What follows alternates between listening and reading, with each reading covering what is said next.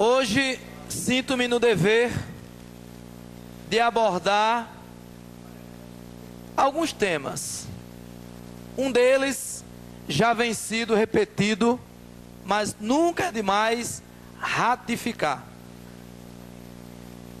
Vivemos atualmente um estado, uma capital, onde parece-me que nós vamos reviver 2012, onde Natal, onde o Rio Grande do Norte, melhor dizendo, foi conhecido na imprensa brasileira e internacional como o Rio Greve do Norte. Falo isso porque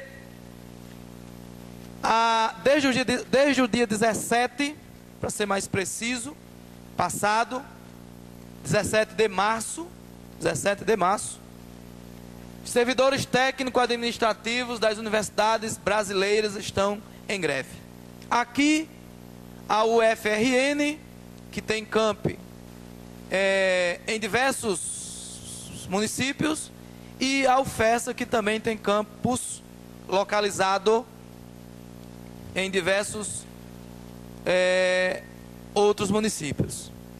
Mais recentemente, nós tivemos a greve dos servidores do município de Natal, que ainda se encontram em greve, dada a incompetência, a inabilidade, a insensatez do governo do prefeito Carlos Eduardo, que, por falar nisso, ignora os servidores e simplesmente viaja para a Espanha, aproveitando aí, vereador Maurício, esse feriadão.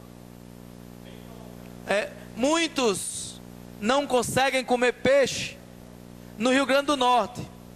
Carlos Eduardo vai comer peixe na Espanha.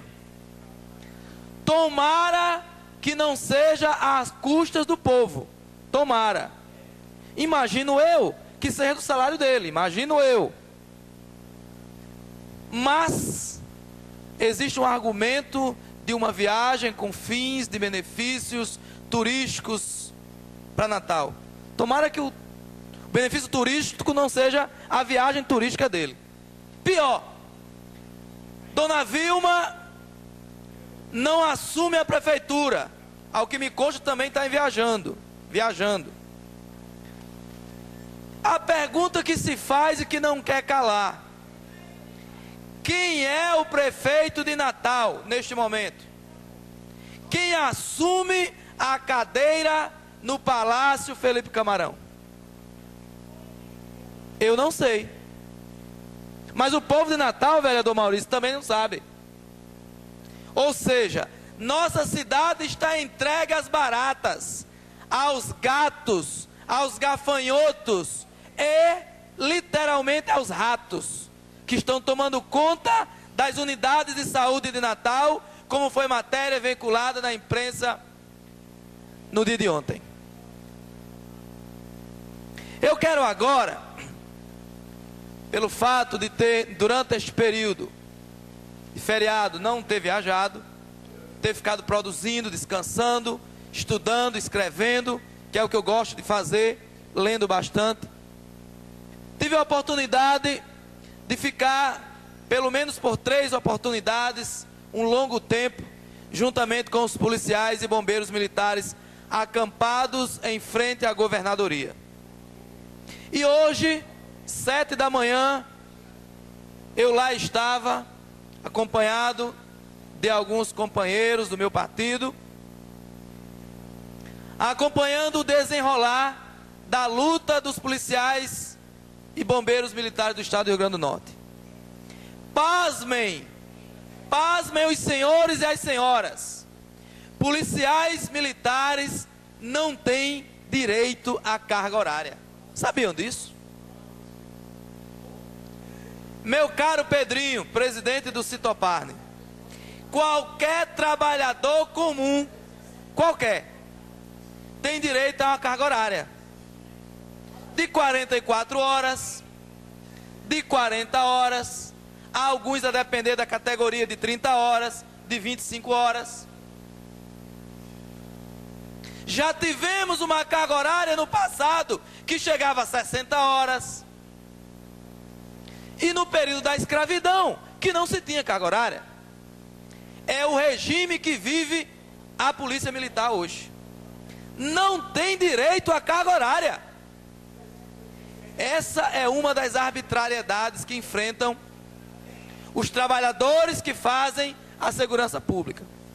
E ontem, nas minhas madrugadas, lendo, estudando um pouco, decidi fazer uma nota de apoio a esses trabalhadores que começaram hoje a fazer greve. Eles não dizem que é greve, por não ter sindicato, mas estão em greve, estão paralisados. Os quartéis estão parados. As viaturas que já viviam sendo empurradas pelos policiais, por estarem sucateadas, agora estão nos batalhões literalmente paradas. Vereador Maurício, são quase 3.000 policiais em frente à governadoria. Foi linda a manifestação hoje pela manhã. Linda. Me arrepia ver que nova primavera se aproxima.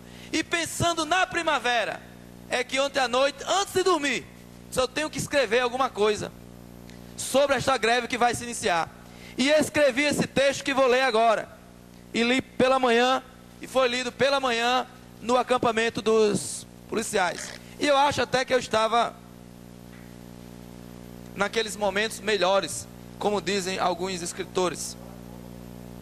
E escrevi o seguinte: a primavera dos quartéis nos olhos do poder. Os olhos do poder, exatamente a governadoria. As primaveras de lutas e revoltas do povo têm sido epidêmicas, inclusive chegando ao Brasil com muita força em meados do ano passado. Naquela ocasião, milhões de indignados foram às ruas nas grandes e pequenas cidades deste imenso continente chamado Brasil. O destaque maior se deu a partir da juventude, que acordou, verdadeiramente acordou. Viu que não era possível acompanhar de forma inerte os anúncios diários nos telejornais, que não faltavam bilhões de reais para garantir a Copa do Mundo no Brasil, e em contrapartida, as condições de educação, saúde, segurança e habitação do povo continuavam as mesmas. Altos índices de analfabetismo, filas quilométricas para marcar uma consulta médica ou realizar um simples exame.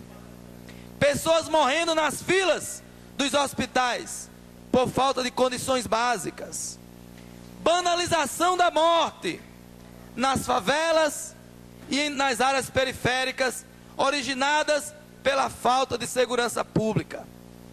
Pessoas morando em marquises, viadutos e pontes, enquanto que o Minha Casa Minha Vida, por exemplo, não passava de pirotecnias politiqueiras. De fato, foi o momento do basta. Já ultrapassavam todos os limites do cinismo e do descompromisso dos governantes, a começar pelo governo de Dilma Rousseff do PT e dos seus aliados de primeira hora. Um momento que certamente figurará em diversos livros de história no futuro e que está sendo objeto de pesquisa nas mais apuradas academias do Brasil e do nosso continente. A luta conseguiu barrar vários ataques que já estavam na ordem do dia no Congresso Nacional. Os governos, Brasil afora, se sentiram acuados. O capital teve que se contorcer para respirar, nunca se esquecendo de contra-atacar com a repressão, a força militar, que muitas vezes exagerou na dose. Ocorre, meu caro vereador Maurício Gugel, que por trás de cada farda reside uma pessoa, um ser humano que também sente com a precarização da educação dos seus próprios filhos, um ser humano que sente com a falta de atendimento digno nos hospitais, sente por não conseguir um plano de carreira para a sua corporação, sente com a humilhação fruto de um regimento falido, retrógrado e ditatorial, sente por precisar empurrar viaturas dia a dia, sente por receber quentinhas estragadas, como foi objeto de boletim de ocorrência a semana passada, feito pelo próprio policial que não aguentava mais receber quentinhas podres. Policiais que sentem também por receber, ou melhor, pela incerteza se retorna ou não ao seu lar, pelo simples fato de ser apenas policial. Enfim, policiais que sentem por não vislumbrar o mínimo de dignidade humana. Pois bem, os profissionais de segurança pública agora também gritam: basta! Agora é nossa vez de gritar bem alto. Quem sabe as autoridades não acordam. Foi assim no Maranhão, foi assim na Bahia mais recentemente, ou seja, a primavera também chegou aos quartéis. Essa mesma primavera acaba de chegar no Rio Grande do Norte, que há bem pouco tempo ficou conhecido nacionalmente como Rio Grande do Norte, pela tradição de luta do seu povo e pela incompetência exacerbada dos seus governos, em particular no governo de Rosalba Ciarline do DEM, que se dissemina pelo governo municipal de Carlos Eduardo, com greve em todos os setores da administração pública, bem como também chega no setor da educação do governo Dilma, com a greve dos técnicos das universidades brasileiras e dos institutos federais de ensino. A hora é agora. Os policiais e bombeiros militares do estado do Rio Grande do Norte estão acampados há cerca de 15 dias em frente à governadoria. Agora, para além dos praças, os oficiais também decidiram apoiar e aderir ao movimento. Tudo por melhores condições de trabalho. Lei de promoção de praça, que, diga-se de passagem, é o único estado do Brasil que ainda não tem. E um conjunto de outras reivindicações igualmente importantes. Nossa posição, a posição do nosso mandato e a posição do PSOL não poderia ser outra. Apoiamos incondicionalmente a luta dos policiais e bombeiros militares do estado do Rio Grande do Norte e nos colocamos à inteira disposição dos que trabalham, dos que lutam e, mais que isso, dos que ousam enfrentar o poder. Que outras primaveras tomem conta dos quartéis em todo o Brasil e que a desmilitarização se concretize o mais rapidamente possível, de modo que o policial e bombeiro militar passe a ser um trabalhador normal, com todas as garantias constitucionais em vigor, inclusive com direito à carga horária de trabalho, que hoje lhes é negado.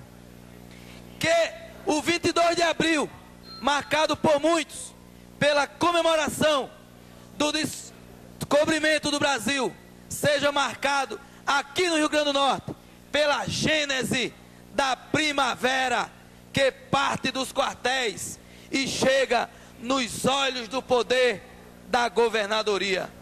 A luta sempre, pois só a luta é capaz de construir grandes conquistas e grandes vitórias da classe trabalhadora. Muito obrigado, um grande abraço aos policiais e bombeiros militares não só de Natal e do nosso Brasil. Fica também a nossa solidariedade ao soldado Prisco, que foi preso covardemente e que merece ser solto o mais rapidamente possível.